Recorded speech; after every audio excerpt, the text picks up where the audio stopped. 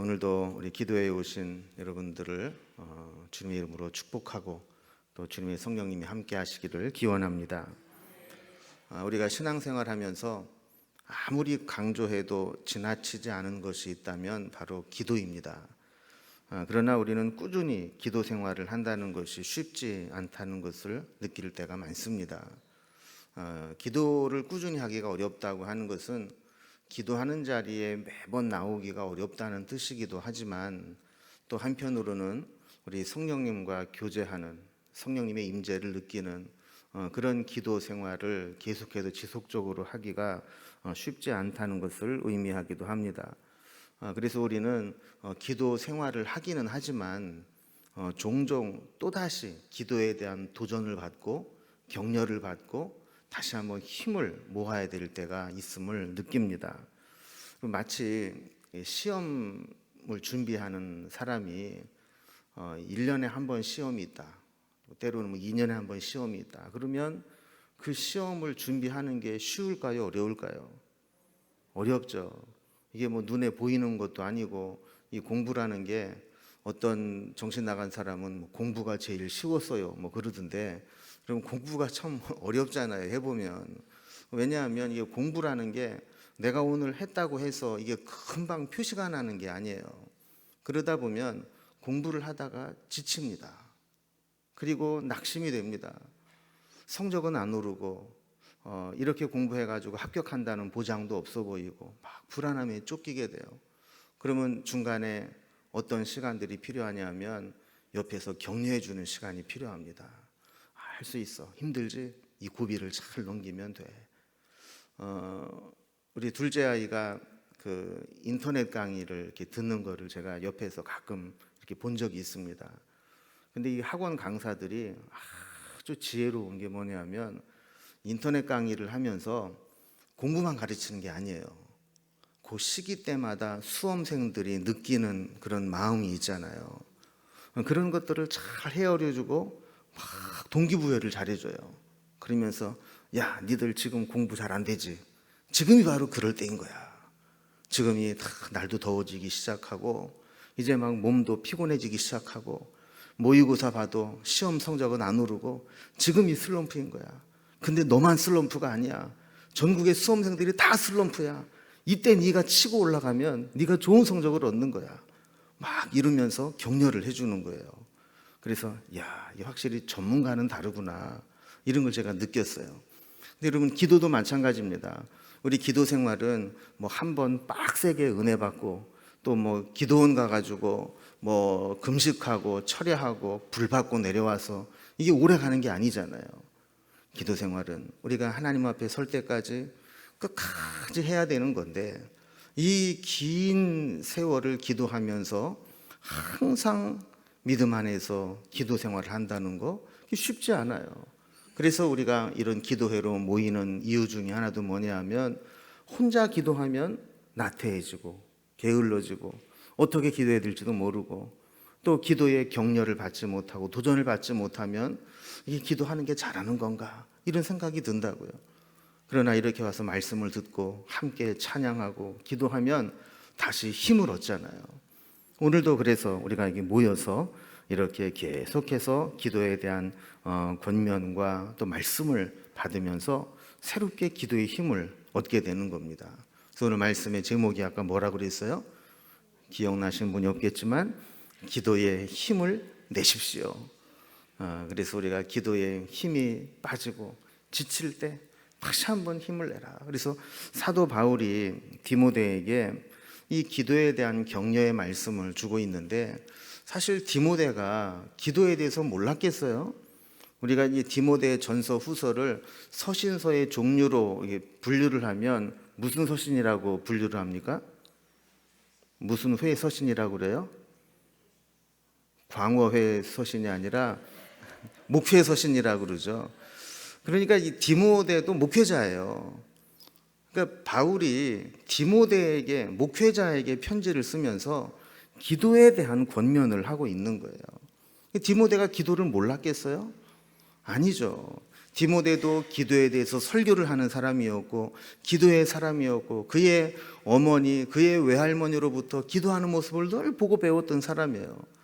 그럼에도 불구하고 바울은 다시금 디모데에게 기도에 대한 격려와 위로와 도전을 주면서 다시 기도의 힘을 얻기를 원하는 겁니다. 오늘 짧은 말씀이지만 이 말씀 한 절에 이 기도에 정말 중요한 교훈들이 들어가 있습니다. 이 말씀을 통해서 우리도 다시 한번 기도의 힘을 모을 수 있기를 바랍니다. 먼저 오늘 이 말씀에 주시는 교훈의 첫 번째 교훈은 기도는 모든 일의 결론이 되어야 한다는 겁니다. 오늘 말씀은 어떤 단어로 시작을 합니까? 그러므로. 디모데전서 2장은 기도에 대한 권면으로 시작이 됩니다. 그래서 1절 말씀을 읽지 않았지만 1절에도 보면 이렇게 돼 있어요. 그러므로 내가 첫째로 권하노니 모든 사람을 위하여 간구와 기도와 도구와 감사를 하되. 자, 이러면서 그러므로 내가 첫 번째로 권하노니 뭐를 권한다는 거예요? 간구, 기도, 도구, 감사 다 기도예요. 이 기도에 대한 이야기를 하겠다라는 겁니다. 그리고 기도에 대한 얘기를 쭉 하다가 8절에 오면 다시 또 뭐라고 그래요? 그러므로. 이 그러므로라는 말을 계속 반복하는 이유는 뭐냐면 우리가 무엇을 하든지 모든 일의 결론은 기도가 되어야 한다라는 겁니다. 여러분, 우리가 신앙생활을 하다가 때로 지칠 때가 있어요. 힘들 때가 있어요. 그러므로 뭐 해야 돼요? 기도해야 돼요. 또 교회 일을 할 때 우리가 잘 해보겠다고 열심히 때로는 논쟁도 하고 또 의견 충돌이 일어나기도 하고 나는 이렇게 하는 게 좋겠다, 저 사람은 저렇게 하는 게 좋겠다, 이렇게 부딪힐 때도 있어요. 그러나 그때도 결론은 뭐가 돼야 됩니까? 기도가 돼야 되는 거예요. 현실을 보면서 낙심이 되고 두려울 수 있어요. 그러나 그 마지막 또 결론은 뭐가 돼야 돼요? 기도가 돼야 돼요. 여러분, 많은 것들이 우리의 기도의 장애물처럼 보이지만 그러나 그 모든 장애물들은 기도를 하도록 만드는 연결고리가 되어야 되는 겁니다. 그래서 바울은 디모데에게 그러므로 기도하라, 그러므로 기도해야 된다, 기도에 대해서 그러므로 기도하기를 원하노라, 이렇게 말씀하고 있습니다. 여러분도 마지막 결론은 항상 기도입니까? 힘들어도 기도로 마무리하십니까? 어떤 일을, 중요한 일을 앞두고도 그러므로 기도하십니까? 그래서 우리에게는 결론은 역시 버킹검이 아니라 결론은 역시 기도여야 된다는 거예요. 두 번째로 기도에 대한 교훈은 각처에서 기도하라, 이렇게 말씀을 해요. 이 각처라는 말은 우리가 살아가는 모든 삶의 영역을 의미합니다. 그러니까 각처에서 기도하라는 것은 우리가 매일 살아가는 것 모든 영역에서 기도가 생활화되어야 한다라는 거예요. 그럼 많은 경우에 기도가 이원화되기 쉽습니다. 교회에 오면 기도하고 교회 나가면 안 하고. 그러나 진짜 기도는 우리가 어느 곳에 있든지 기도하는 거예요. 여러분, 우리가 교회 안에 있는 시간이 더 많아요? 교회 밖에 있는 시간이 더 많아요? 저는 교회에 있는 시간이 더 많아요. 그런데 이렇게 교직원을 제외하면 다 이 교회 밖에 있는 시간이 많죠. 하나님이 우리에게 주신 사명이 있고 또 현실적인 세계가 있고 또 우리가 나가서 살아가야 되는 그런 삶의 현장들이 있어요. 그런데 우리가 교회 안에 와서는 막 기도하다가 교회 밖에만 나가면 기도는 교회 가서 해야지, 그리고 미뤄두고 있다가 이렇게 하는 것은 진짜 신앙이 아니라는 겁니다. 그래서 각처에서 우리가 처해 있는 어떤 곳에서든지 어떤 현장에서든지 그 자리는 기도하는 자리가 되어야 하고 기도하는 역사가 나타나야 된다라는 겁니다. 여러분, 집에서도 기도하시고 직장에서도 기도하시고. 저는 그 이슬람 권들을 보면서 우리 한 가지 좀 배워야 될 것이 있다면 그렇게 시간을 정해놓고 자기 삶의 자리에서 기도하는 거예요. 물론 우리가 좀 지혜롭게 할 필요는 있습니다.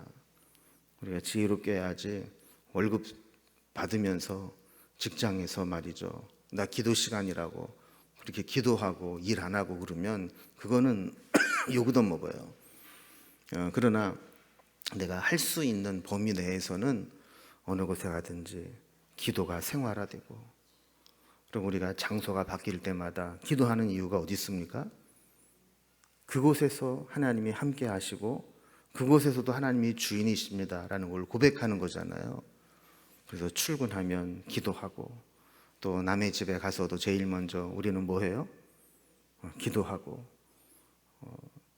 저도 그건 잘 안 돼요. 처음에는 이 운전면허 따고 처음 탈 때는 차 타면 뭐 했어요? 기도했어요. 근데 이제 차가 이제 좀 운전이 좀 할만해지면 그때부터 이제 기도를 안 해요. 그러는데 우리가 그것도 늘 하면 좋겠죠, 그죠? 각 처에서 우리가 어느 곳에 있든지 내가 이곳에서 기도할 자리다. 그래서 내가 있는 자리가 기도의 자리가 되고 하나님을 만나는 자리가 될 수 있기를 바랍니다. 세 번째로 좀 특이하게도 남자들에게 기도하라고 권면을 합니다. 여기서 남자들에게 기도하라는 말을 집어넣은 것은 여자는 기도를 하지 않아도 된다거나 여자는 기도할 필요가 없다는 말이 아닙니다. 남자가 기도한다는 것을 집어넣은 이유는 두 가지인데, 첫 번째는 남자가 기도하는 게 매우 중요하기 때문이라는 겁니다. 그리고 두 번째로는 남자들이 기도를 잘 안 하기 때문입니다. 여러분, 매우 중요한 일은 우선적으로 해야 됩니다. 그런데 중요한 것을 안 하면 문제가 생깁니다. 이 남자들이 기도하는 것이 너무 중요한데 기도를 하지 않는다. 그러면 문제가 생기기 쉬운 거예요. 남자들은 대개 일은 열심히 하는데 상대적으로 기도하는 일에는 소극적일 때가 많습니다. 그래서 바울은 남자 성도들에게도 적극적으로 기도의 생활을 해라, 이렇게 권면을 하고 강조를 하는 겁니다. 그럼 왜 그럴까요? 여러분, 꼭 그런 건 아니지만 일반적으로 남자는 일 중심이고 여자는 관계 중심이다, 이런 얘기를 많이 합니다.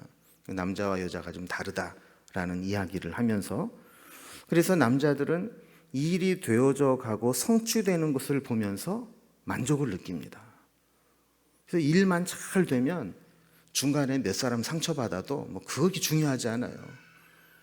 뭐 상처받지 않고 되는 일이 있나? 뭐 이러면서 이제 일을 한다고요. 근데 여자들은 어때요? 일이 잘 돼도 일을 하면서 대화가 없으면 이게 일이 안 되는 거예요. 여자들은 그거 같아요. 나는 이야기한다, 고로 존재한다. 당신은 얘기하기 위해 태어난 사람 이런 것처럼 늘 이렇게 관계 중심적이고 관계를 이어가려고 하고 계속해서 대화를 하려고 하고 이런 기본적인 성향이 있다는 겁니다.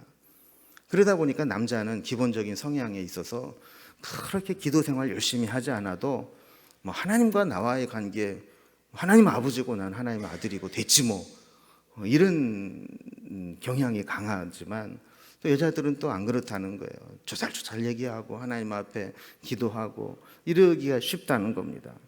자, 그러다 보니까 하나님과의 관계에 있어서도 이 여자들은 이 성향적으로 기도의 맛을 보면 기도하는 것을 좋아합니다.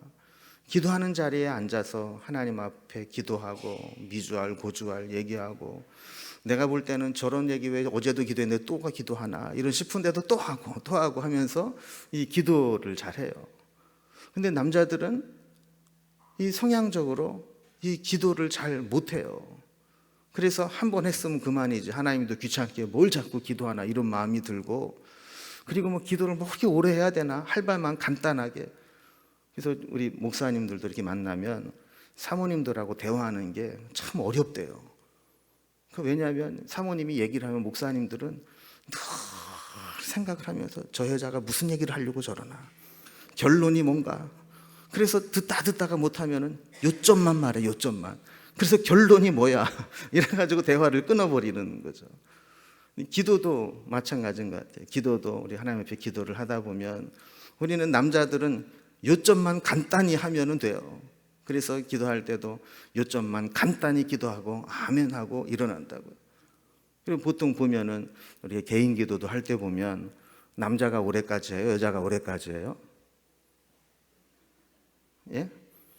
되게 남자는 요점만 간단히 해요. 하나님, 우리가 뭐 지금 이 일이 중요합니다. 그거 아시죠? 그 하나님 책임져 주셔야 됩니다. 인도해 주셔야 됩니다. 잘 부탁드립니다. 그러면 끝이에요. 근데 여자는 또 안 그래요. 막 처음부터 막 기도를 해야 돼요. 그래서 이 여자들은 성향적으로 기도하기가 참 최적화되어 있지만 이 남자는 상대적으로 이 기도하는 거를 참 어려워하고 이 기도를 잘 못해요. 그래서 바울은 디모데에게 특별히 권면하면서, 이것은 디모데에게 권면한 것이기도 하고 디모데가 목회를 하면서 그가 가는 그 교회의 교인들에게, 남자들에게 주시는 말씀이기도 하고 그렇습니다. 그래서 우리는 늘 기억해야 됩니다. 우리가 위대하고 거창한 일을 하는 것도 중요하지만 하나님과의 관계도 중요하고 기도가 중요하고, 특별히 그 성별의 문제가 아니라 누구나 다 기도하고 또 기도가 우리의 우선순위가 되어야 한다라는 거예요. 자, 네 번째로 기도로 분노와 다툼을 극복하라, 이렇게 말씀을 합니다. 그래서 우리에게 기도하라 이렇게 권면하면서 남자들이 분노와 다툼이 없이 그랬어요. 여러분, 기도하지 않고 일을 하면 여기저기에서 삐그덕거리는 것을 느끼게 됩니다. 마치 무엇과 같으냐 하면 윤활유 없이 기계를 계속해서 돌리게 되면 반드시 문제가 생기는 것과 같은 이치입니다. 그래서 여러분, 이 엔진에도 엔진 오일이 새면 안 되잖아요. 이 윤활유가 있어야 엔진이 계속 돌면서 무리 없이 차가 가는 거지. 그래서 엔진 오일이 다 만약에 새가지고 없어졌다 그러면 그 엔진 다 늘러붙어가지고 아무것도 못 씁니다. 마찬가지로 우리가 기도하지 않고 계속해서 일만 하게 되면 문제가 생깁니다. 사소한 일에 분노하고 다투게 됩니다. 이야기를 하는데도 나는 그런 의도로 한 게 아닌데 상대방이 막 오해를 합니다. 그래서 막 답답하고 문제가 생기는 거예요. 그래서 돌아보면 내가 기도하지 못했구나. 기도의 은혜가 식었구나. 이거를 느낄 때가 있는 거죠. 여러분, 이것은 불변의 진리입니다. 기도도 안 하고 일도 안 하면 별일이 없겠죠. 그러나 일은 많이 하는데 기도를 안 한다 그러면 반드시 일을 하면서 잡음이 생기게 되고 문제가 생기게 되고 때로는 오해가 생기게 되고 말이 막 돌게 되고 그 다음에는 막 그 말로 인해서 다툼이 일어나고 다투다 보면은 분노가 일어나게 되는 일입니다. 분노와 다툼은 다 육체의 일입니다. 기도하지 않는 자에게 나타나는 현상들입니다. 분노가 다툼이 있는 곳에 하나님의 뜻이 온전히 이루어지지 못합니다. 우리가 기도하면서 분노와 다툼이 일어나지 않도록 해야 합니다. 이게 바로 예방이고 또 해결책입니다. 우리의 모든 문제의 예방책과 해결책은 뭐라고요? 기도라는 거예요. 다섯 번째로 오늘 주시는 기도의 교훈은 거룩한 손을 들고 기도하라 그랬습니다. 우리 기도하는 방식에는 여러 가지 방법이 있고 방식이 있는데 특별히 거룩한 손을 들고 기도하라 그럽니다. 특별히 손을 가리켜서 거룩한 손이라 그랬어요. 여러분, 이 손은 손의석 할 때 손이잖아요, 이게. 근데 이 손은 원래 가치 중립적입니다. 이 손을 가지고 선한 일을 할 수도 있고 악한 일을 할 수도 있고 거룩한 일을 할 수도 있고 세속적인 일을 할 수도 있고, 이 손을 가지고 우리가 어떻게 하는 것이 가장 거룩한 것이냐, 이 손을 들고 하나님 앞에 기도하는 거라는 거예요. 이 기도하는 손이 가장 거룩한 손이라는 겁니다. 그러면 유대인들은 그 당시에 보통 이 손을 이렇게 들고 기도를 했어요. 구약에도 보면 손을 들고 기도하는 경우가 종종 나옵니다. 그럼 손을 들고 기도한다는 게 어떤 의미가 있는가 하는 것을 보면 첫 번째로는 우리가 하나님 앞에 있다, 하나님 앞에 서 있다라는 고백입니다. 여러분, 우리가 옛날에 국민학교 다닐 때 선생님이 출석을 부를 때 이름을 부르면 어떻게 했어요? 네, 선생님 그랬잖아요, 그죠? 손을 든다는 얘기는 내가 여기 왔다는 거예요. 기도에 손을 든다는 것은 1차적으로 하나님, 제가 기도하는 자리에 왔습니다. 제가 하나님 앞에 있습니다. 내 기도를 들으시는 그 하나님 앞에 내가 이렇게 나와서 하나님 면전에서 하나님 앞에 기도를 올립니다. 이런 하나님 앞에 내가 와 있다라고 하는 그 표현과 고백이 손을 드는 것에 담겨져 있는 겁니다. 두 번째로 손을 든다는 것은 하나님 앞에 맹세한다는 의미가 있습니다. 여러분, 우리가 서약할 때도 손을 들고 서약을 하잖아요. 이게 다 맹세의 의미입니다. 에스겔 20장 5절에도 보면 이스라엘과 야곱의 집의 후예를 향하여 내 손을 들어 맹세하겠다. 하나님께서도 우리에게 맹세하실 때 손을 들어 맹세하겠다 그러셨어요. 그럼 하나님에게 손이 있으셔서 그런 걸까요? 어떤 의미적인 표현이죠. 우리에게도 하나님 앞에 손을 든다라고 하는 것은 하나님과 맺은 언약을 이룬다는 의미입니다. 그래서 하나님께서 내게 약속하신 축복을 내가 믿고 기다리고 내가 기도한 대로 살겠습니다. 이런 맹세의 의미가, 서약의 의미가 있는 거죠. 세 번째로 손을 드는 것은 항복의 의미가 있습니다.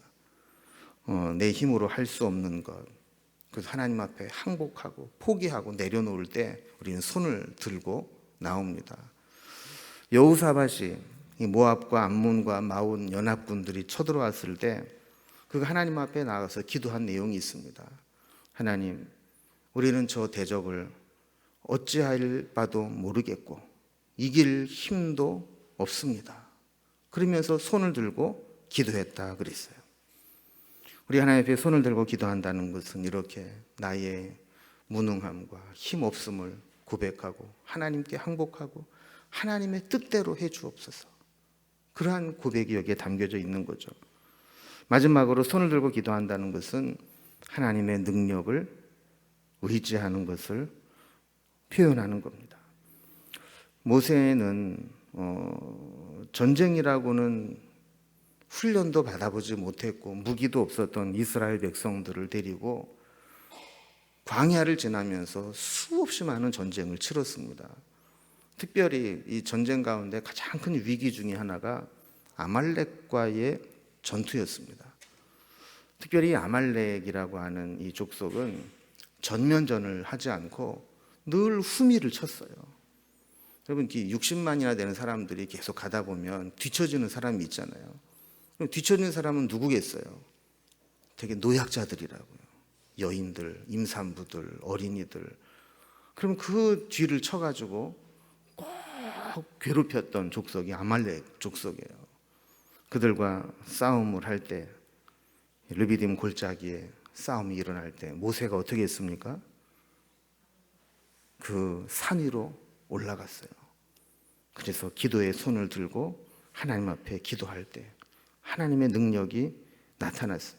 기도의 손이 내려오지 않는 한 하나님의 능력과 승리의 은총이 함께했어요.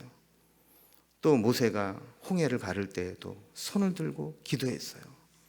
그래서 하나님의 능력을 의지하고 하나님을 붙잡았을 때 그것이 손을 드는 것으로 표현이 되었던 겁니다. 여러분, 우리가 오늘도 다시 한번 기도할 때 다시 한번 우리가 기도에 힘을 얻기를 바랍니다. 혹시라도 우리가 기도에 대한 긴장이 풀리고 영적으로 나태해지고 있다면 다시 오늘 이 기도의 권면을 붙잡고 기도할 수 있기를 바랍니다. 자, 그러므로 무슨 뜻이라고 그랬어요? 모든 일의 결론은 기도가 되어야 한다. 그 다음에 각 처에서 우리가 가는 모든 곳에서, 우리가 살아가는 모든 현장이 기도하는 자리가 되어야 한다. 이제는 남자들이 일만 할 것이 아니라 기도해야 된다. 남녀의 문제가 아니라 우리가 하나님 앞에 기도하는 것이 필요하다. 그리고 분노와 다툼이 없이, 기도하지 않고 하면 뭔가 문제가 생기고 다툼이 일어나고 오해가 생기지만 이 모든 것들을 예방할 수 있고 해결할 수 있는 것은 기도다. 그리고 마지막으로 거룩한 손을 들고 기도해라. 내가 하나님 앞에 있음을 고백하며 하나님 앞에 기도한 대로 살기로 맹세하며, 그리고 하나님께 항복하고 내 뜻을 내려놓고, 그리고 하나님의 능력을 의지하며 기도하는 것, 이것이 바로 우리가 바울이 디모데에게 다시 한번 기도에 힘을 주면서 주셨던 교훈입니다.